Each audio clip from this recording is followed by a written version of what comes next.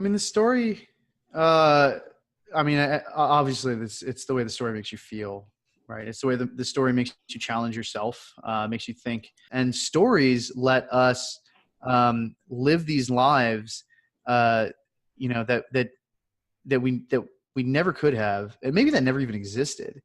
It's weird. You see people who feel like they're friends, with Harry and Hermione, as they're walking the halls of Hogwarts, or whoever. And it's because they've had the opportunity to cultivate these friendships and to experience these lives in their mind that they otherwise never would have. There's no greater magic than that, man. From cave drawings to family histories to stories around the fire, humans crave order among chaos, connection amid isolation. So we tell stories. Our mission at the Storytellers Network is to bring the art of story to the masses. Whether you're in marketing, you're an entrepreneur, or you're developing your own personal brand, telling your story effectively can make the difference between celebrating milestones and collecting unemployment. The Storytellers Network strives to help storytellers tell their stories so you can learn from the best. Now, your host, the inbound evangelist himself, Dan Moyle. And welcome to the Storytellers Network podcast. I'm so glad you're joining me today. In this episode, we hear from the CMO of a company called Bird Eye, former marketing genius at HubSpot and cigar and scotch aficionado. He even used to have his own cigar radio show out of Southern Florida. So this guy has got quite a story. And lucky for me, I've actually been a part of his story for about 7 years or so now. Today, Sam Mallikarjunan shares with the Storytellers Network his storytelling craft, his successes and stumbles, in other words, his story. And as we get into that conversation for today, a friendly reminder to visit thestorytellersnetwork.com for more episodes from the past, for how to contact me, and for other resources to help you tell your story. And if you're new, text Storytellers to 31996 to subscribe. Storytellers to 31996. Now, let's get to the stories. So thanks for joining me, Sam. Your intro, obviously, we've known each other for a long time, so it feels like just kind of sitting around having a beer, although I only have water still at this point. But I appreciate you joining me today, man.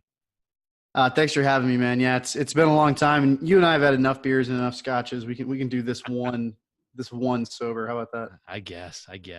So one of the things I find fascinating about storytellers is that storytellers of all levels, of all different platforms, and medium, and any media at all, can be anywhere. So tell me where you are geographically. Let's start there. I'm in Dallas, Texas. Yeah. Right on. Not anywhere I thought I would ever end up, but yeah. So that's where work took you then, obviously, right? That's where you are with Bird Eye now? Yeah, it is. As I was looking for my next job after HubSpot, almost everything was, Seattle, San Francisco, New York, Boston, London, Berlin. Basically, that was it. With a couple of interesting things in Tel Aviv. And this company actually is based in Palo Alto, in San Francisco. But the sales office, the primary sales office, is actually here in Dallas, Texas. And as you know, I'm a big proponent of sales and marketing teams being physically co-located as much as possible. And so I packed up my wife and our dogs, and we moved to Dallas, Texas, so that we could build out the Bird Eye marketing team here. So that's a good wife to support you in your van living, and now in Dallas living, and everywhere else, Boston, everywhere. Hey, living in a van for a year was mostly her idea. So, now living in, I don't understand why my next choice was to live in Dallas, but whatever. That works. So it's been fun. Actually, we've really enjoyed Dallas. Good. I hear it's a great area. So cool city, lots to do. So now so you're a marketer, obviously you're CMO, right, at Bird Eye, and you've been doing marketing forever. Do you consider yourself though a storyteller when it comes down to it?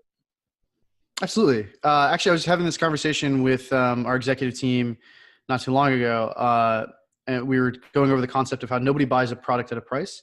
They buy a leading role in a story that they hope to see become their reality. The marketing team, the sales team, all of us are trying to paint this picture of what their life could be, or what their business could be, which is a big part of a lot of people's lives. Whether they use our solution, use our methodology, whatever. Anytime we're talking to people, we're always telling that story, and that's what matters to people the most. And did that start for you? Have you always been a storyteller, or was that something professionally that you decided this is what I'm going to do? Huh. I never made a conscious decision that like I am now officially a storyteller. I think, when I was learning sales back in the day at T-Mobile and at Vonage, those really annoying people in the mall who harassed you to sell you cell phones, I used to train them. I have since, recanted and repented and changed my ways. But even then, right, it's still trying to tell somebody a story about why they should interrupt their mall experience and stop and talk to you, and buy a cell phone from you. I don't know if I had defined it or anything else like that, but I think we all intuitively know that when we're having a conversation with anybody, even right now, right, like I'm trying to tell you a story, and I'm trying to tell your listeners a story. And it wasn't until fairly recently that I think I really started codifying it as like, this is storytelling that I'm actually doing. And is that how you kind of frame marketing in general now?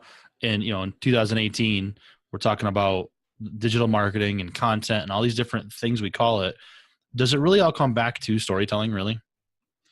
I think we've come not quite full circle, but the pendulum has definitely swung, right? So inbound marketing that HubSpot built its business on was mostly about education and creating this really interesting experience between the brand and between the prospect, between the customer, to where there was more to the relationship than a simple transaction, right? It's not like, here's what I got, what do you got for me?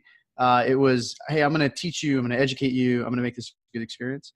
I think now, and why I'm so interested in companies like Birdeye, is that it is more about the story.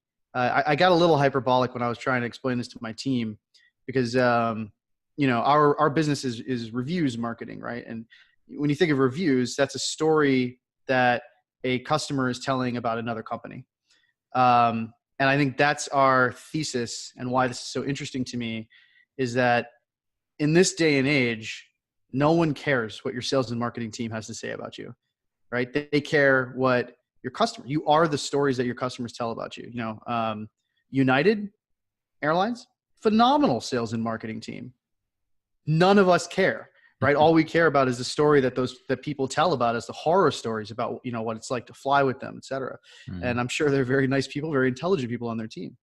Conversely, there are probably some companies that are fairly subpar that people really, really love and they tell great stories about for whatever reason. Maybe they don't have as many features, maybe they're more expensive, but their customers are telling those stories about them. And I think that we've come full circle on that, where it's not the stories that the brand is telling about themselves, but it's like, what are the stories that other people are saying about you? And how do you facilitate that? And how do you like enable and activate that community of customer fans? And do you think that's a professional road someone can go down if they consider themselves a storyteller in general, is to be almost a story facilitator, story sharer, story, collector? Is that kind of a professional road that somebody can go down, do you think? You're a pretty decent sized nerd. Have you ever read the Ender's Game series by Orson Scott Card? No, but I'm supposed to. My daughter has either read it or seen it or whatever, but I'm supposed to, I guess, right? Okay. There's a book in it called Speaker for the Dead, right? Mm. And I don't know, maybe we can call this like Speaker for the Closed or something, like Speaker for the Closed One customer.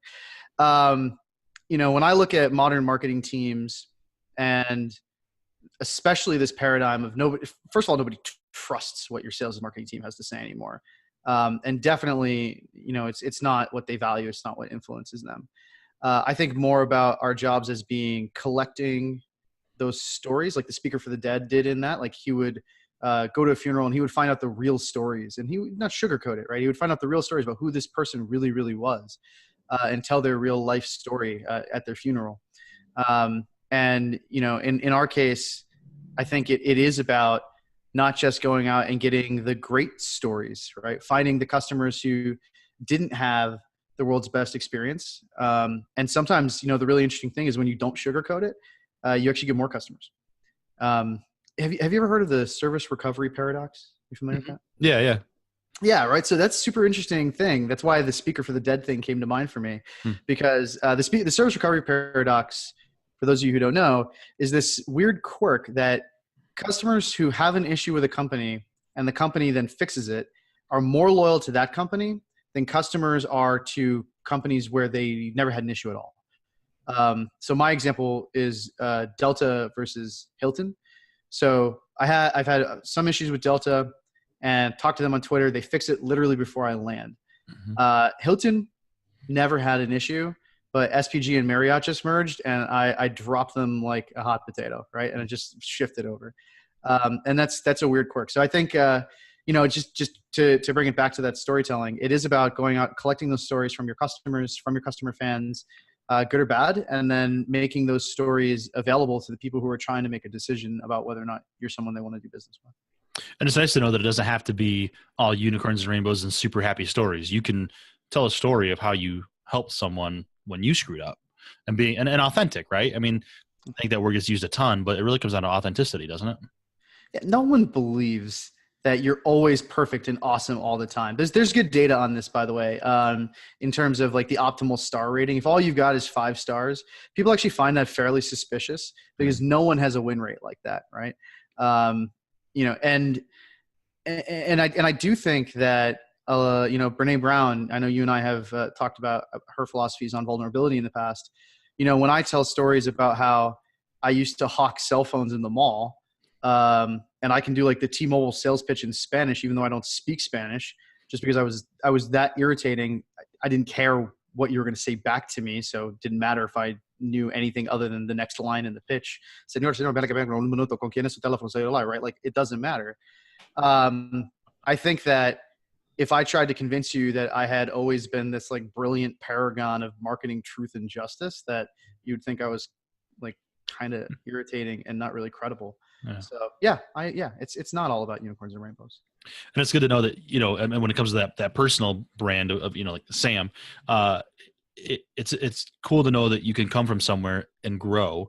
And I think that's an important inspiration for storytellers to realize, is that you're not going to be a Brene Brown storyteller at the beginning, right? You're going to be hawking cell phones at the mall or whatever, and then grow from there. Like, that's okay to know. I love that was awkward. I mean, you think about think about storytelling. Actually, you know what was funny? So you made fun of my collared shirt, right? Before we started recording. The reason Dan did that, folks at home, is that I am not famed for my fashion sense. Well, just business casual is not in your vocabulary. Yeah, anyway. It's really not, right? But here in Dallas and out in San Francisco, and as you move up to the executive level, you can't quite get away with the flip flops and shorts thing as much anymore.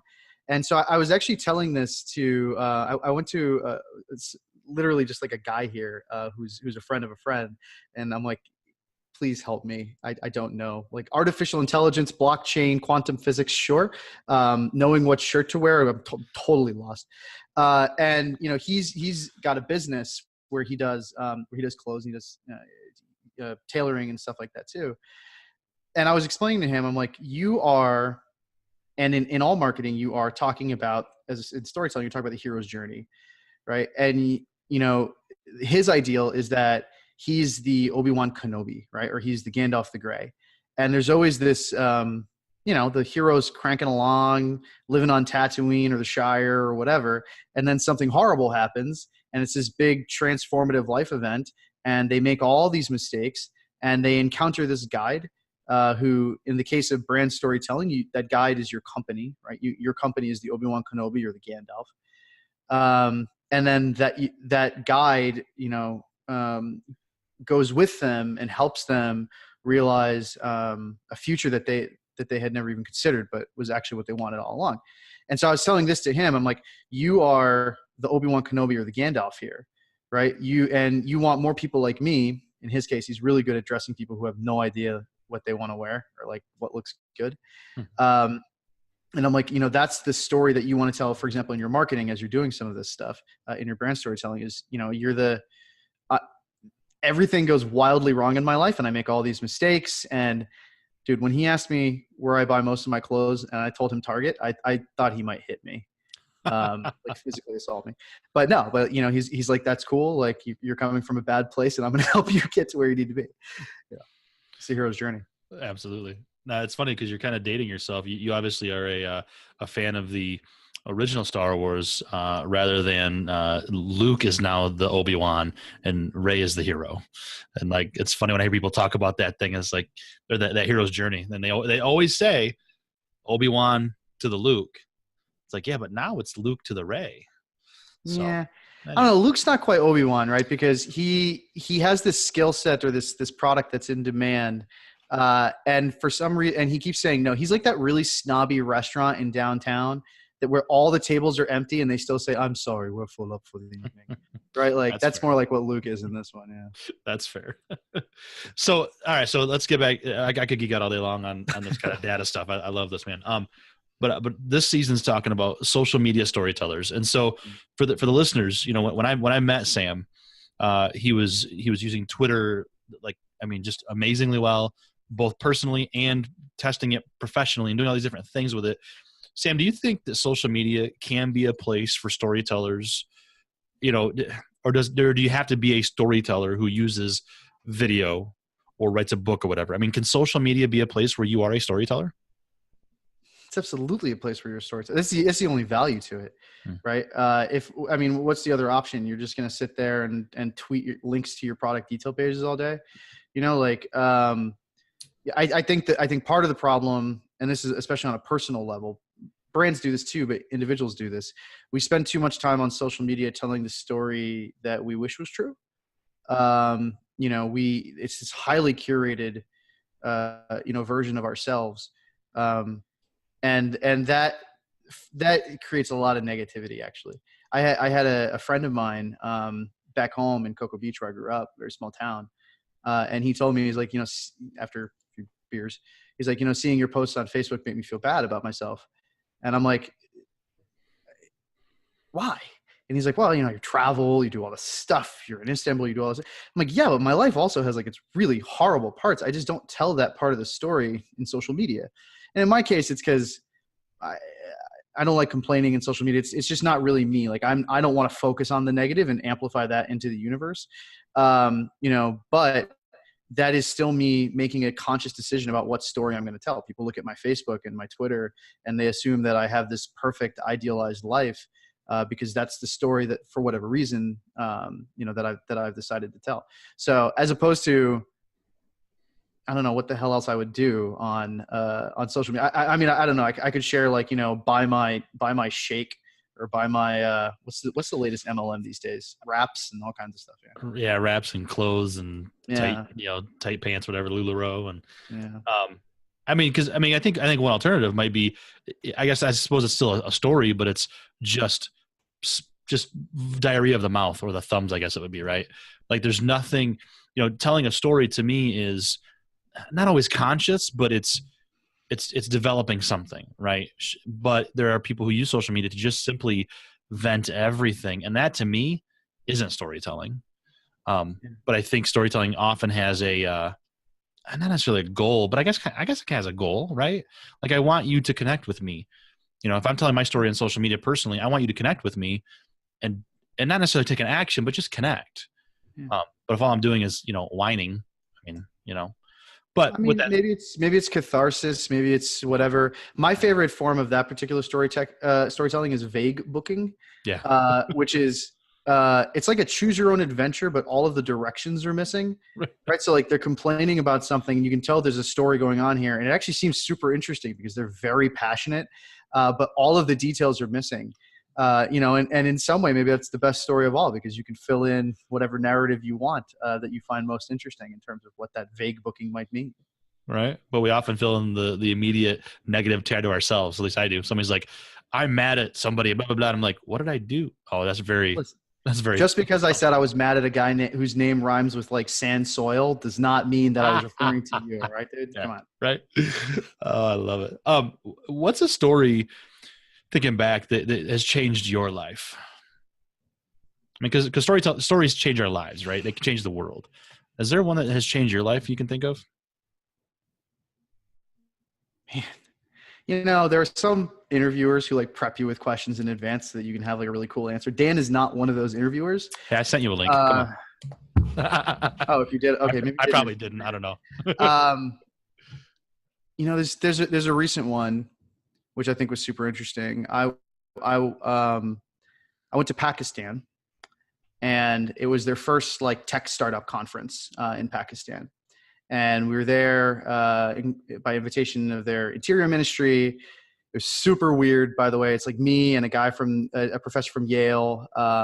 You know, and we're supposed to get business visas on arrival, and nobody knows what that means when we get to the airport. There's all that drama, you know. And then I'm at the startup conference, and you know, and we're giving a lot of the talks we normally do. I give my talk on surviving the future and how to create disruption and innovation management. And another person from a VC firm is up there talking about you know, how to handle the stress of dealing with investors and stuff like that. And I'm talking to one of the entrepreneurs, and you know, Karachi, Pakistan was not the safest city in the world. Even now, it's not the safest city in the world. My family was, you know, worried-ish about me when I went, but I figured if I'm not going to go, you know, with no kids and young and stuff like that, you know, who is, right? Somebody has to go. But I'm talking to this entrepreneur, and he's like, you know, it breaks my heart, but he's like, you know, for 2 years, I left my house every day knowing that like I was not coming home to my wife. He's like, I think I can handle the stress of pitching to investors. I'm like, that is a short story, but holy, I don't know if you bleep on this show, but wow, man. I'm like, I have nothing else to say to you, right? Like, let's just talk about frameworks and testing and everything else like that. Mm-hmm. Absolutely right. You know, and very, very impactful for me. We think about startups and the stress of it all, and you know, here in the United States, and it's very, very serious business. And then you talk to some of these folks who are doing incredible work, really incredible work, and they have a very incredible mindset too. Like they hire as many people as they can, just so that they can spread it around, right? It's just part of the way they look at the unit economics of their business is the impact they have on the communities, you know, and the stress that they deal with and still do such amazing work. And that story, I think, like just totally shattered this bubble I'd been living in, only speaking in Western Europe and the United States. I spoke in 49 US states last year, you know, 11 other countries, mostly in Western Europe. And nobody told me a story, even though it was, I don't know, 15 words or something like that, that had that big of an impact on me. It kind of brings things into perspective for you, doesn't it? I mean, wow, that's pretty incredible. It also makes me think of this. I heard, I forget now where I heard it, but I heard recently that the poorer countries think in terms of abundance, where the rich think in terms of lack, and how interesting that is. And like you know, like what I heard you say, Sam, was these startup founders hire as many people as they can to spread that around, and they think in terms of abundance. They want everybody to have a part of this. Whereas like in America or richer countries and companies, you know, we go at it with a keep it mine kind of a thing. So it's very interesting to hear the world story. And I think that's important for listeners to remember. We aren't the only story, right? I mean, getting the stories from around the world is so important, isn't it? You know, there's this cognitive principle called loss aversion, right? Where you're more likely to fight hard to keep something you already have than you are to attain that exact same thing, like net new. It's one of the reasons we do like freemium, and so, like there's a bunch of business model things that are powered by this concept of loss aversion. You know, and I think about it sometimes when I hear the stories about, for example, poor people who suddenly get like a ton of money and blow it all, right? And it's because they didn't really have like a loss aversion there, right? That was new to them, as opposed to somebody who was sort of born into wealth and privilege, has, you know, a much greater aversion to being poor than somebody who is already poor or struggling going back to being poor. You know, and that's an interesting story in and of itself. And I think just in fiction and in nonfiction, always one of the most fascinating stories is when you see people who can rise above that. Who can, you know, just all the best stories, man. Or you give up everything you have and you leave home and you go do whatever, you know, and you change everything, not because you have to, but because you choose to. uh, interestingly, it's also why I like the Hunger Games and my wife likes Divergent, is because in my opinion in Divergent, the protagonist never has a choice. She always has to, like her options are like either die or go fight. As opposed to in Hunger Games, where she's given this option, you can have this very comfortable life for you and your family, forever, for the rest of your life, no more want, no more worry. And she actually she chooses to lose all of that and overcomes that loss aversion in order to do what I think she thinks is the right thing. It's a great story. Yeah, I need like an internal something to capture some of these things. I want to ask you a million things, and I keep writing stuff down and then like forgetting. Oh, I need to ask about that. I love it, man.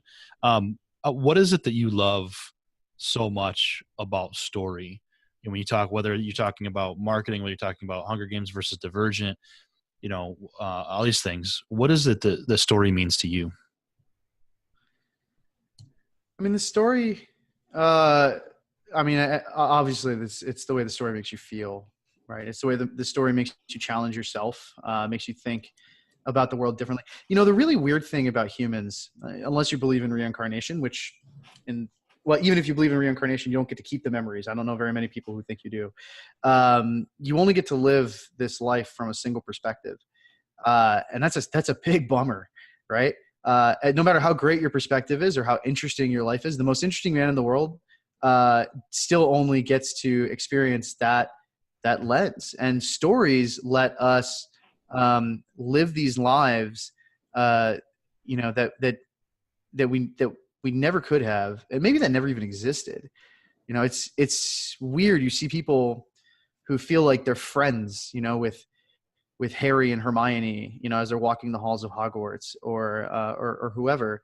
And it's because they've had the opportunity to cultivate these friendships and to experience these lives in their mind that they otherwise never would have. There's no greater magic than that, man. Come on. That's like literally, just the coolest thing you can do in your life is have a huge and unlimited number of experiences. And the only way to really do that is by consuming stories that other people have created or that other people have experienced and shared.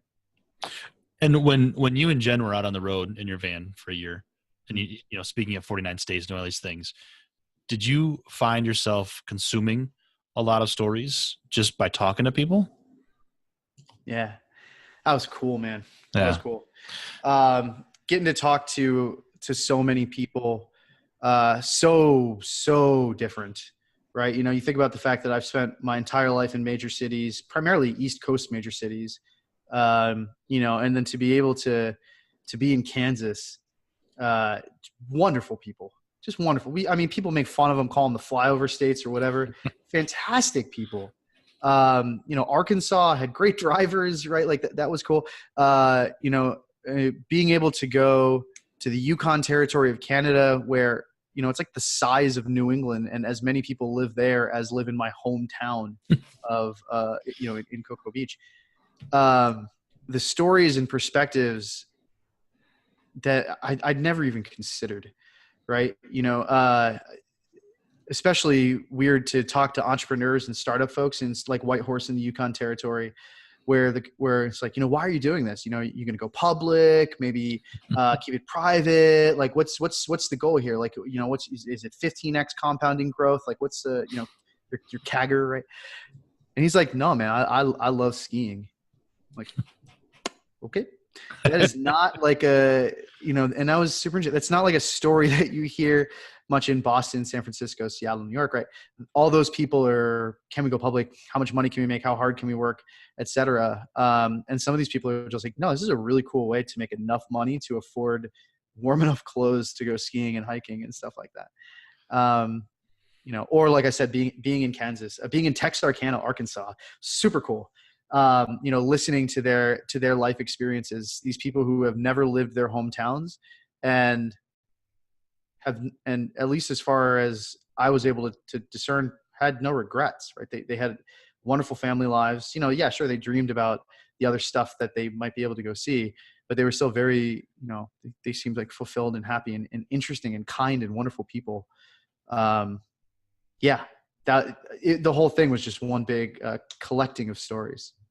And you guys shared them too, obviously, using social media and the Facebook page and stuff like that. And then Jen's a writer and you use social media, like sharing those stories then is so powerful. I mean, I keep hearing connection when you're talking, just connection. So yeah, it was cool. The social media stories were cool. We actually did more. We shot a documentary called Innovation on the Edge, because there was a guy, again, actually in the Yukon, who's a brewery, who, if you're familiar with Blue Ocean Strategy, it's, a very nerdy, Ivy League-y, businessy sort of innovation framework.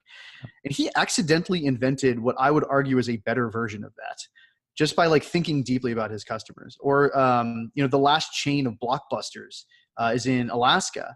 And talking to, a woman who had managed 3 generations of hourly employees. She had managed boomers, Xers, and millennials. And actually, I'm sorry, forward, because now she's managing post-millennials, whatever the hell we decided to call them.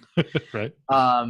And learning about how that chain of Blockbusters survived. And it's not because the internet's terrible. I was live streaming Netflix on my phone and on my TV.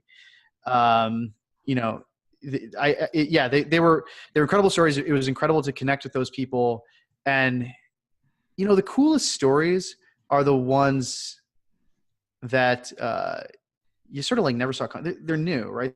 Game of Thrones was so popular, I think, because it was one of the first times recently in TV that we had seen that we had seen a story that would shock us, that was different, right? Not shock us because it's gory and bloody or whatever, but like plot armor isn't a thing anymore. You can actually kill the main characters, kind of thing. That was interesting. As opposed to, when I was living in Boston or New York or whatever, it's just hearing the same stories over and over again. It's, oh, that's cool. You work for a tech startup. Oh, that's cool. You have the exact same investors I do. Oh, that's cool. Right. Yeah, it was fun, man. It was a blast. How do you find new ways to tell a story? When you talk about Game of Thrones and that, they actually kill off some of the main characters. Obviously they've done that through, Walking Dead and stuff, but to find new stories in business, how do you come up with those new ideas and not be afraid to try them? I still maintain that you can write, we're all going to write our brand mission and vision and statement, and we're going to try and tell the story that we think people should hear. The best stories are out there in your customers, right? I still talk about, I talk about you, at AmeriFirst back in the day. You were at a home mortgage company, this home mortgage company based out of Michigan, Kalamazoo, Michigan. And we end up doing what I still to this day think might have been the first, if not one of the first marketing campaigns on Pinterest, right? It's super, super cool.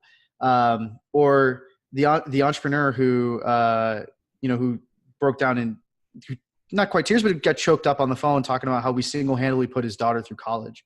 I mean, come on, I'm not going to tell a better story than that. Yeah. Right. And it's not case studies, right? It's just not, Dan Moyle saw 4.6% ROI with HubSpot in 14 days. No, that's like that's good. And that helps people feel comfortable with the decision that they're making. But that is not, that's not a story. That's like a side note, right? That's not the real story. The real story is Dan Moyle got to work on really interesting stuff for years. And he got to look like a rock star, and he got to spend more time with his family, and he got to take his career to places he didn't think that he would get to take it. And that's why HubSpot mattered, was your story and everybody else's story. Not, as much as I love make marketing people love and make love, not spam and whatever, none of those stories come even close to the one that you can tell or that somebody else can tell. Yeah. And I did it on a boring industry and got to actually talk about it on stage, which was really cool. Do you have a favorite platform to tell a story? Like I just said, I love talking on stage. Do you have a favorite platform? Or does it depend on the story? I love stage, but the reason I love it is different than you probably. Yeah. So, as you know, I've taught at Harvard University for several years, taught at University of South Florida. I've done consulting. I do interviews like this and webinars. The good thing on stage is the story is totally yours, right? The pace, what you get to say, how you get to say it, everything is totally in your control, and you can have a lot of fun with it. And that's my wife in the background who's trying to hide, like being super, super subtle. Good job. That's funny. But on stage, on stage, the story is told yours. In a classroom or on a podcast like this, like you and I are creating this story together, which is fun and exciting in its own way. But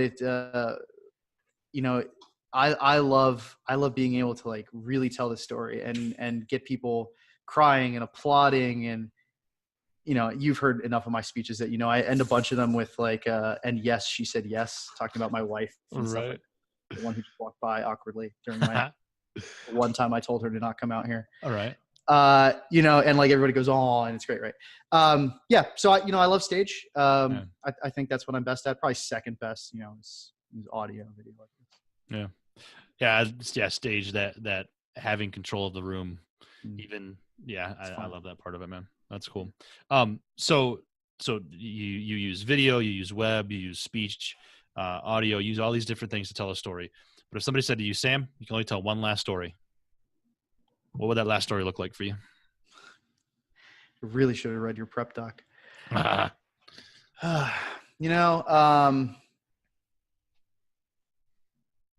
story would that be?